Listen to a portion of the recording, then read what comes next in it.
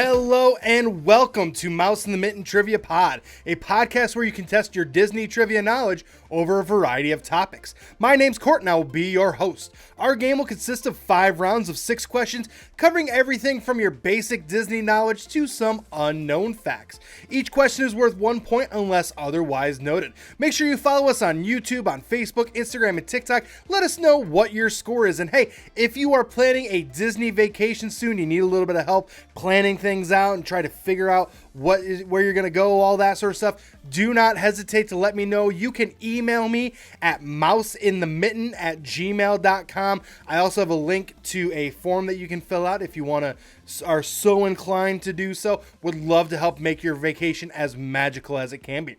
Speaking of all things magic, we're going to get started here with round 1, and round 1 is titled D23. This past weekend down in Disney World, we had our latest D23 event. Saw a lot of announcements, a lot of cool things. In my personal opinion, a lot of cool things that are coming to Epcot and to other parts of Disney. I'm super excited. Love the announcements that were made, and I look forward to next year. I mean, there's going to be even more. It's going to be so much fun. But let's get started with question number 1. What does D23 stand for? Question number 2. Within 2, in what year was D23 started? Question number 3. What is the biannual event that started in 2009? Question number 4. What other country also has a D23 Expo but hasn't had one since 2018? Question number 5. What was the first event where fans could find out more information about D23 and actually sign up? And question number 6. In January of 2014, who took over as the head of D23? All right, I'm going to give you a few seconds worth of music, try to come up with those answers, and then I will return.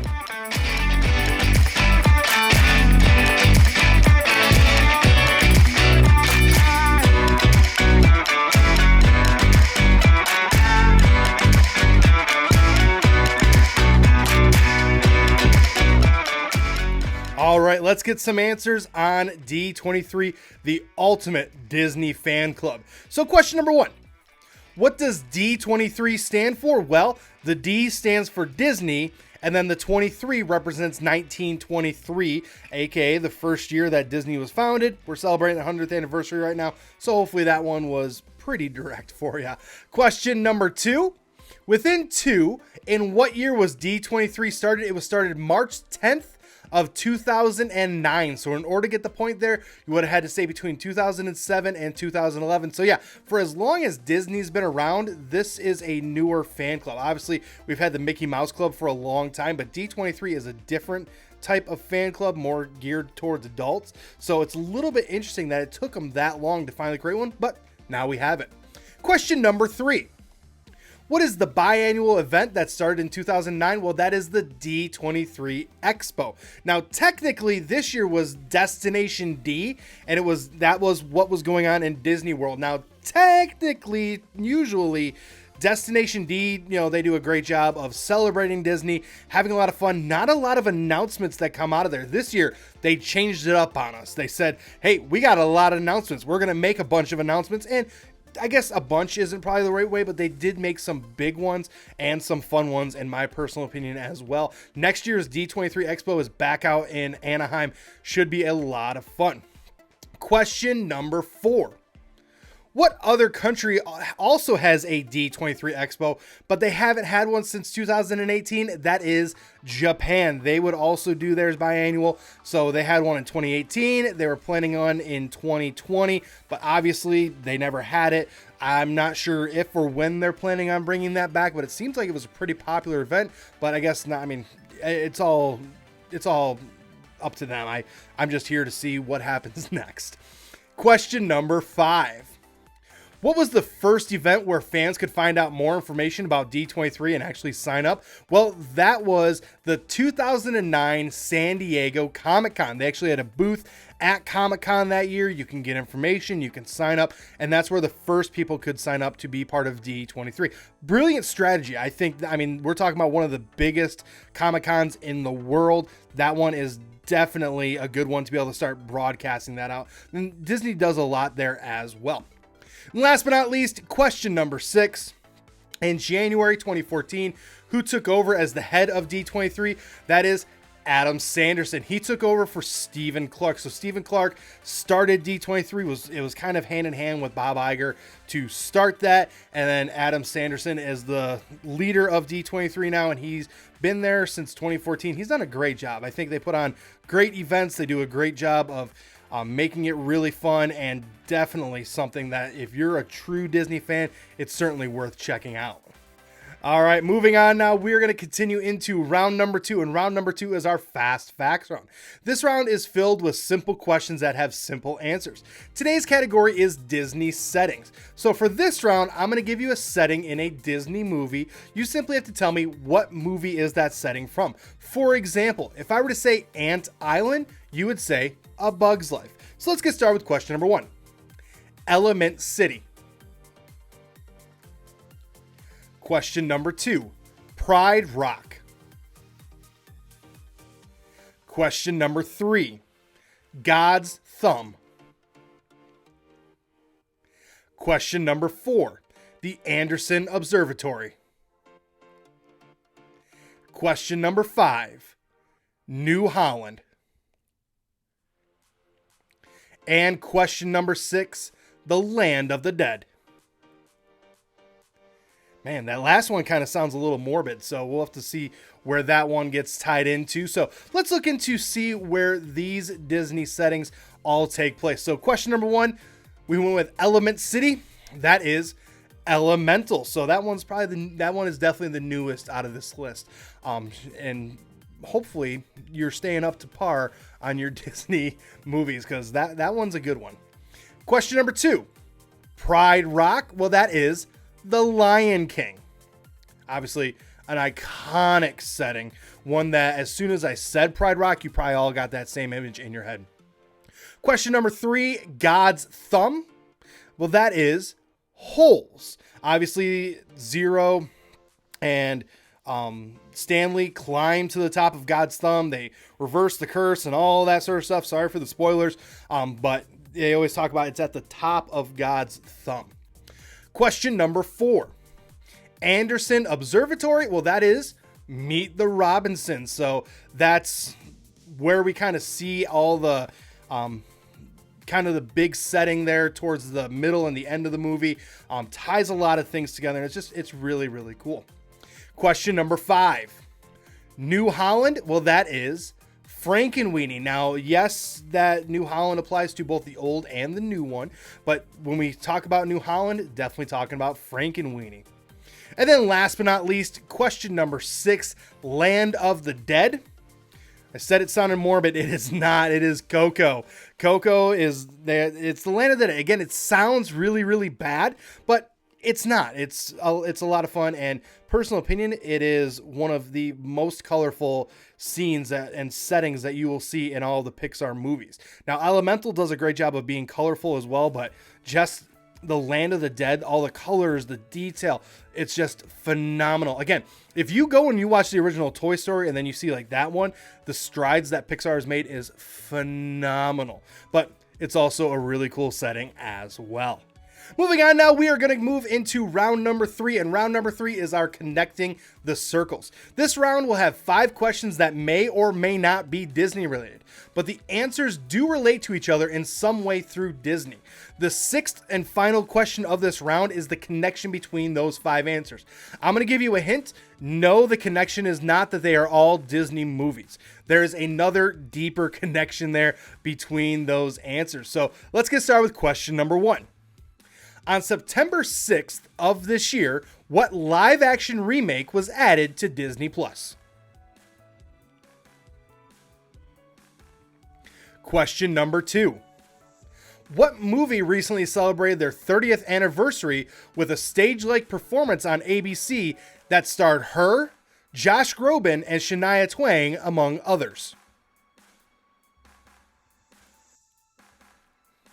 Question number 3.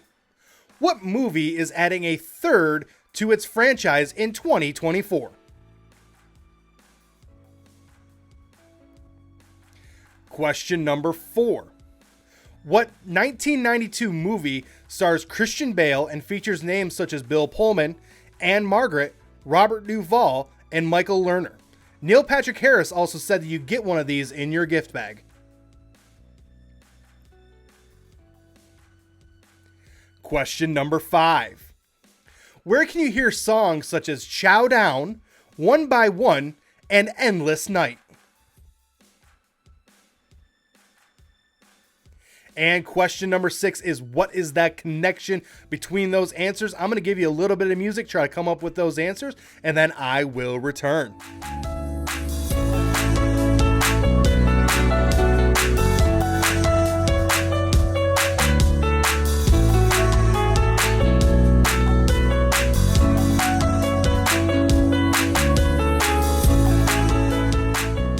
All right, let's get you some answers here and try to connect those circles. So question number 1.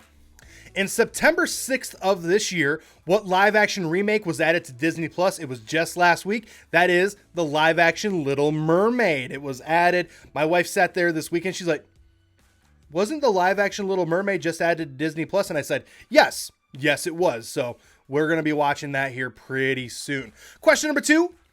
What movie recently celebrated their 30th anniversary with a stage-like performance on ABC that starred her, Josh Groban, and Shania Twain, amongst others? Well, that is The Beauty and the Beast. If you have not watched this version of it, it is on Disney Plus. It is phenomenal. And after this performance, there was a couple people I saw on TikTok that are saying that some stage performances are going to kind of start moving to this, or something like how they did Encanto. They're going to move to something like that. And I kind of like the setup. I don't know if that's what it's going to be like, but I do like the setup.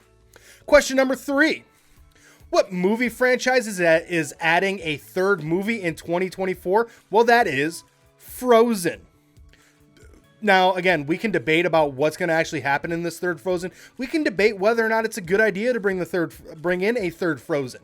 But the fact of the matter is, they are adding a third one in 2024. Question number 4.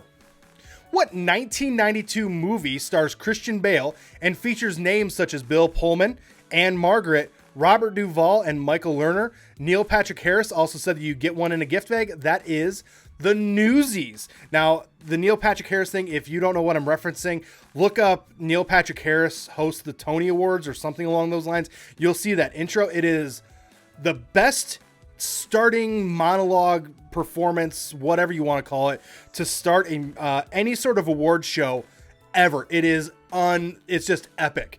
And Neil Patrick Harris is running back up on stage, and he talks about Newsies being in your gift bags on the way out. It's hilarious. It's awesome. I'm probably going to watch it as soon as I'm done filming here because it's so cool. And then question number 5, where can you hear songs such as Chow Down, One by One, and Endless Night? Well, that is the Lion King musical. So we had answers, and hopefully the last one didn't give it away too much, of The Little Mermaid, The Beauty and the Beast, Frozen, Newsies, and the Lion King musical. Well, all of those answers are movies that were turned into musicals on Broadway. So again, the Lion King musical may have given it away.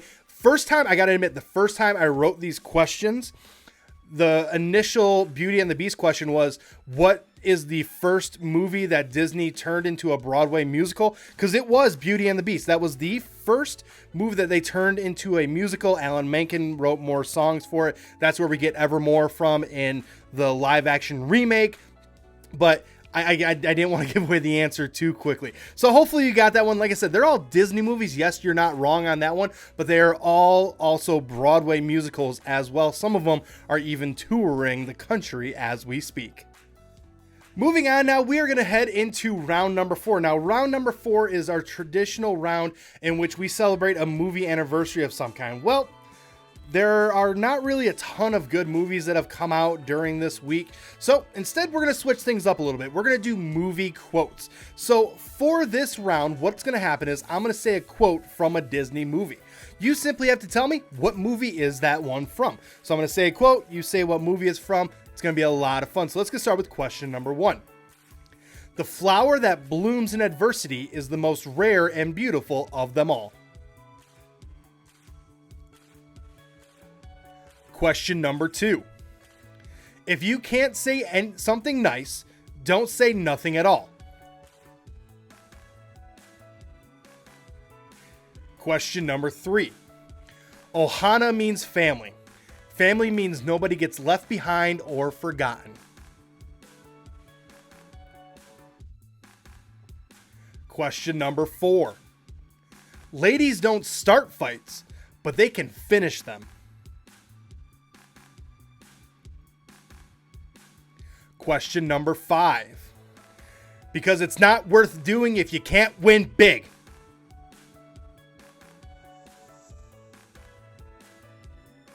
And question number 6. You must not let anyone define your limits because of where you come from. Your only limit is your soul. All right, I'm going to give you a few seconds worth of music, and then I will return with the answers.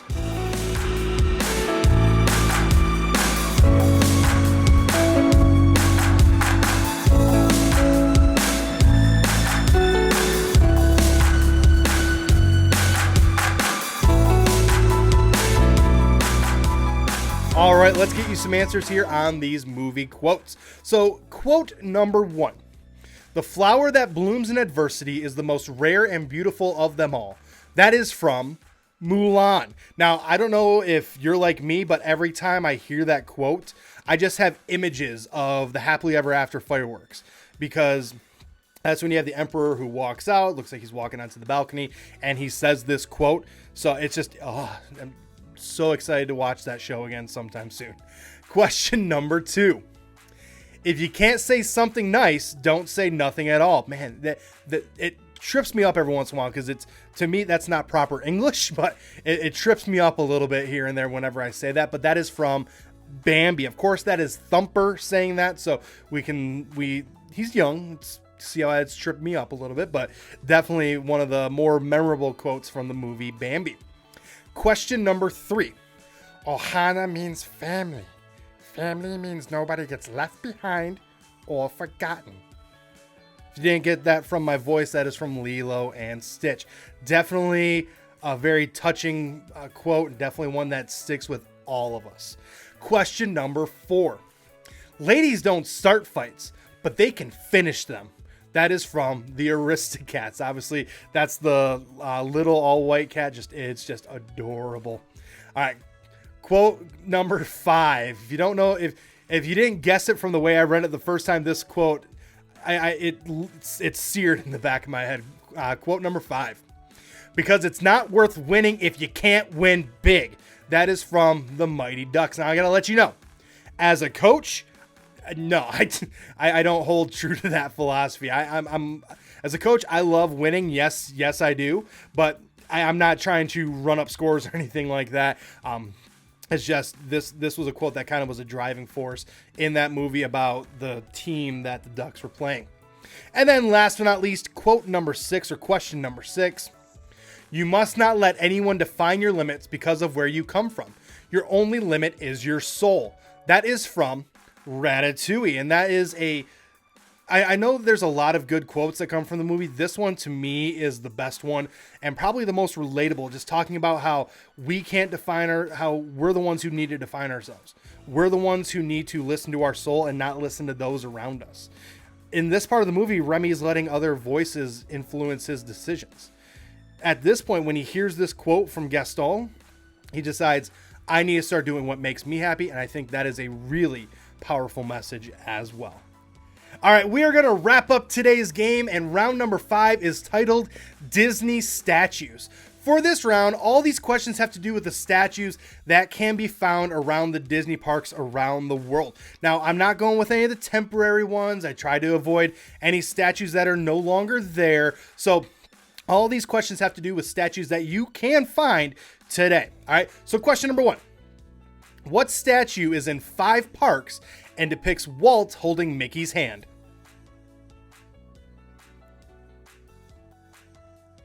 Question number 2. What statue made its debut in 2012 in California Adventure and shows Walt wearing a hat with a coat over his left shoulder and has Mickey pointing at Walt?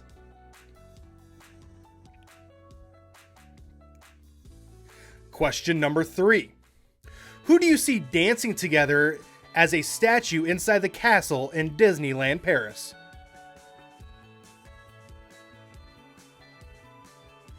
Question number 4. What character is the center point of a statue outside of the Muppets Vision 3D?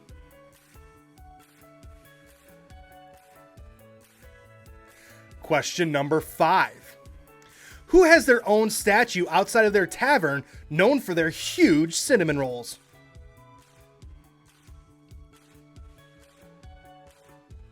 And question number 6. Who is Roy Disney sitting with in his statue sharing the magic, which can be seen in Magic Kingdom on Main Street, USA? All right, I'm going to give you a few seconds worth of music, try to figure out those answers, and then we'll wrap up today's game.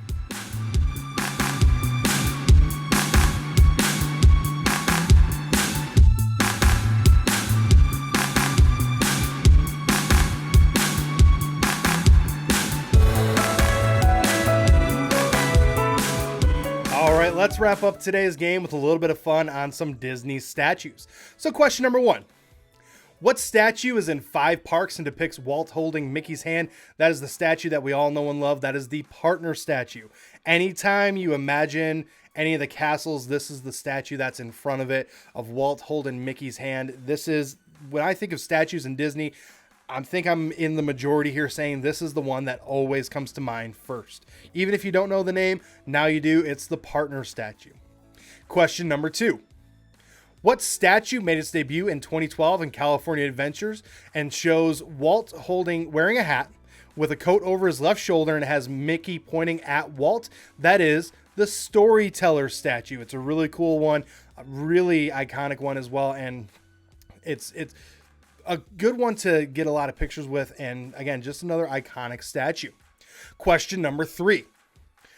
Who do you see dancing together as a statue inside the castle in Disneyland Paris? Well, that is Sleeping Beauty and Prince Philip. Now, again, if you are familiar with the Disneyland Paris castle, that is Aurora's castle, so it makes sense that it's Sleeping Beauty and Prince Philip.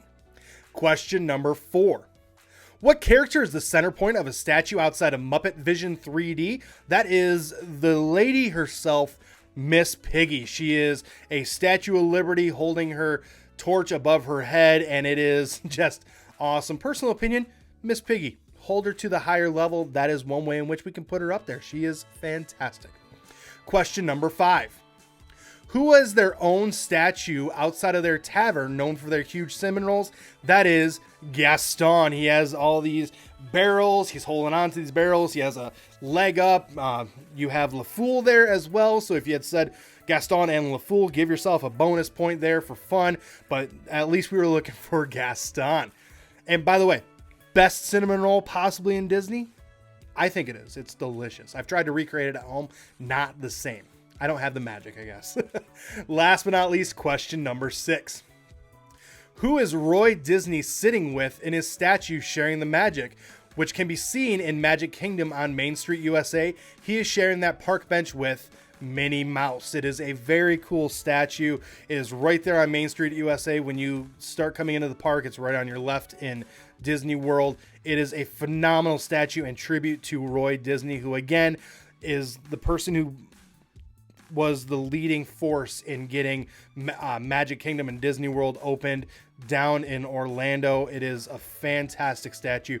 And actually, that statue was the inspiration for this round. Mark Daniel and his Mark Daniel Nerd Facts on TikTok, he did a whole backstory on this statue literally last week. That's what is the reasoning for this entire round. And it was a lot of fun learning more about the Disney statues. I hope you enjoyed that as well. Well, that's all that we have for today. I want to thank you for tuning in this week. I will return next week, Thursday, with more questions and more fun. Make sure you're following us on Apple. Make sure when you select to follow, you select to automatically download as well. If Apple isn't your thing, make sure you're subscribed everywhere else. If you could, leave us a 5-star review wherever you can. If YouTube's your thing and you're watching this on YouTube, awesome. Leave a comment below. Let us know what was your score. Make sure you subscribe. Make sure you turn on that bell for notifications. And hey, if you're not, follow us on all of our social media at Mouse in the Mitten on YouTube, Facebook, Instagram, and TikTok. And again, if you are planning a Disney vacation, need a little bit of help planning it, or you want to learn how you can add a little bit of magic to your trip, feel free to let me know. You can email me at mouseinthemitten@gmail.com. Well, hey, I appreciate you tuning in this week. My name's Court. The dog's name is Milo. I look forward to seeing you next week. Have a great rest of the day, and until next time, I'll see you then.